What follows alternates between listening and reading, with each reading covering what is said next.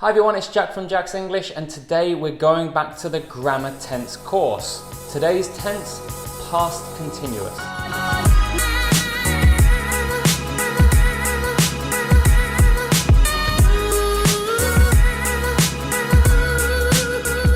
I have a big one for you today. Past continuous is one of the hardest tenses, I think, especially to actually use it in conversation. So I'm going to do what I normally do. I'm going to go through the different uses that I teach, and they will be from beginner level to advanced level. You'll notice that in today's lesson, there's a lot more intermediate and advanced. As with the previous video, I'm not going to go in depth on the structure. Today's structure is very easy. It's be verbing, and then you put the be into the past tense. So it could be I was studying, you were studying, they were studying, and so on. So let's go straight into the next section where we learn how to actually use past continuous in conversation. We have only one beginner use today, an action at a specific point in the past. Now the point can be two things. It can be a specific time, or it can be a specific event. And the past continuous shows that at that point, the verb was ongoing. We were in the middle of that action. So let's look at some examples using times and events. Firstly, a time. I was sleeping at 11 p.m. last night.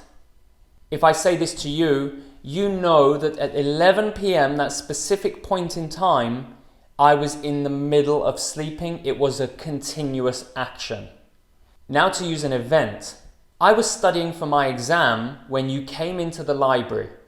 So, the specific point this time is marked with an action or event. The event is you came into the library. Now, at that moment, I was in a continuing action, and that was studying for the exam. Use 2 is unexpected events. Now, more specifically, this is where you are doing something in your life, you're walking, you're cooking, you're studying, and another action interrupts you. The other action is unexpected. It's not part of the thing you were doing. So that sounds a little confusing, but let's look at it in some examples. I was walking home and I slipped over on some ice. In this example, I was walking home was the continuing action, and it was the action I was doing on purpose. Now, there's another clause, which is I slipped over on ice. This was unexpected. It interrupted the first action, and I was unable to continue. Another example, we were having a picnic when it started raining. We were having a picnic, of course, was on purpose. We were enjoying ourselves in the park when suddenly it started raining. It was unexpected and it interrupted our picnic. Now, did you notice the two words that I used to connect the two clauses in these examples? Hopefully you noticed that it was and when. When you use this use, unexpected events, I recommend you use and or when. This shows that the first clause, the first action was interrupted. So remember this structure. I was verbing when something happened. I was verbing when something happened. Drill that, get it into your head, and you'll find that you can use it every day. We are always interrupted by things. Maybe someone interrupts our study. Maybe it starts raining. Maybe you accidentally hurt yourself while you're cooking. So be active, proactive with this use and start using it in conversation. The next use is not too hard actually, but I do say that it's an intermediate use. This is to show parallel actions. Parallel actions are two actions that go alongside each other. They happen at exactly the same time. Let's look at some examples. While I was cooking, my mother was cleaning the kitchen. Now you can picture in your mind, I was cooking, it was a long action, and at the same time, my mother was cleaning the kitchen. So those two actions were going alongside each other. Another example, I wasn't concentrating while I was writing an email, so I made so many mistakes. This is an interesting one because this actually says what I wasn't doing. So again, you can picture I was sending an email, but for the whole time, I wasn't concentrating, so I made mistakes. Now, keeping this in mind, keeping this use 3 in mind, there's another very powerful way you can use it. So here's my tip. You can use parallel actions to start a story. We do this to create an atmosphere. So let me give you an example.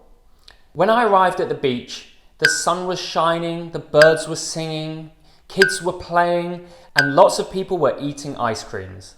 So I've used the parallel action to stack 4 actions on top of each other.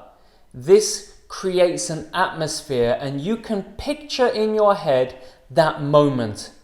You can picture the kids running around, the birds overhead, the sun shining. It's a beautiful day. So this is my tip for you. In stories, you can use parallel actions to create an atmosphere. Now we're only halfway. Now we're on to use 4, and this is our advanced use. We're going to have 3 advanced uses today. Use 4 is a long action taking up an entire past time period. So let's go straight into an example and we'll see what this means. I was studying all night last night, so I'm exhausted. By using I was studying combined with an entire period, it shows that that action was absolutely the main action and took up the whole period. The key word here is all. I was studying all night. Now, of course, you could go to the toilet, you could have a snack, but your main action was studying, it wasn't sleeping. This is a really extreme use for extreme circumstances. Let's look at another example. My mum was cooking all day yesterday in order to be ready for the party. So again, that action, cooking, was the main action and it took up a duration, a period.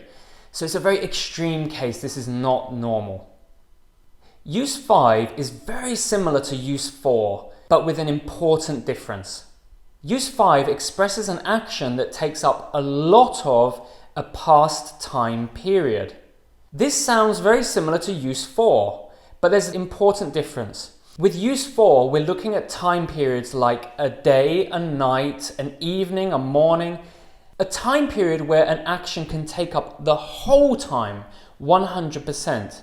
Now, if we look at a longer time period, like a week, a month, a year, then of course we can't do an action the whole time because we have to sleep, we have to work, we have to go to school. It's not possible. But with use 5, we are looking at actions which took up a lot of a past duration. So let's look at some examples. I was exercising so much last month, so that's why I lost weight. This shows that exercising was probably the main action. It took up so much time last month, and you express that with the past continuous. Another example, I was writing application letters almost every day last semester. Obviously this shows and again expresses that it took up so much of your last semester.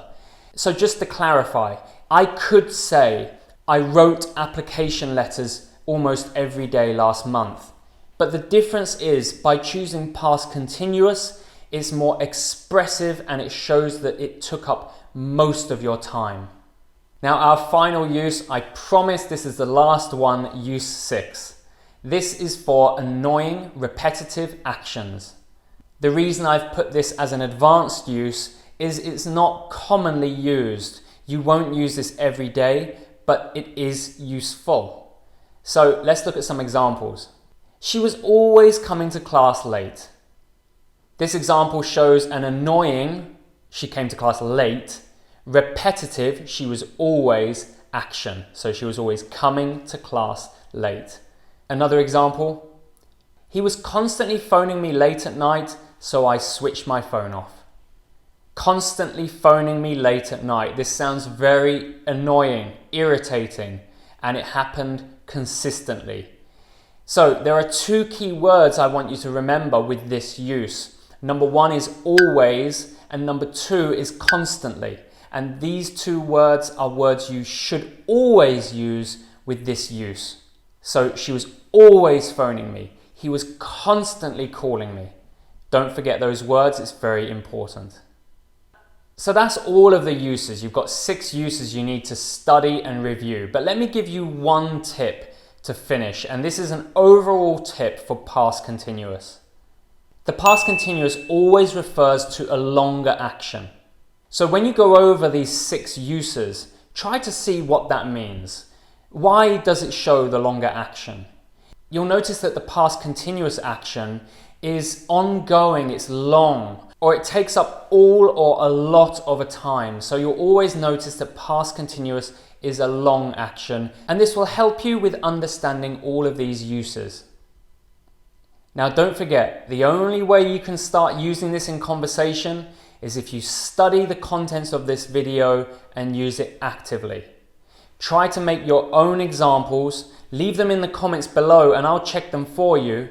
But then even more importantly, once I've checked your examples, try to use them in conversation. If you can't, record yourself. Record yourself into your phone. Everyone has a phone that can record, so do that and listen back. This will help you internalize this grammar and it will start to come out naturally. So I hope you enjoyed today's grammar video. As always, please like. It really helps my channel grow and reach more students.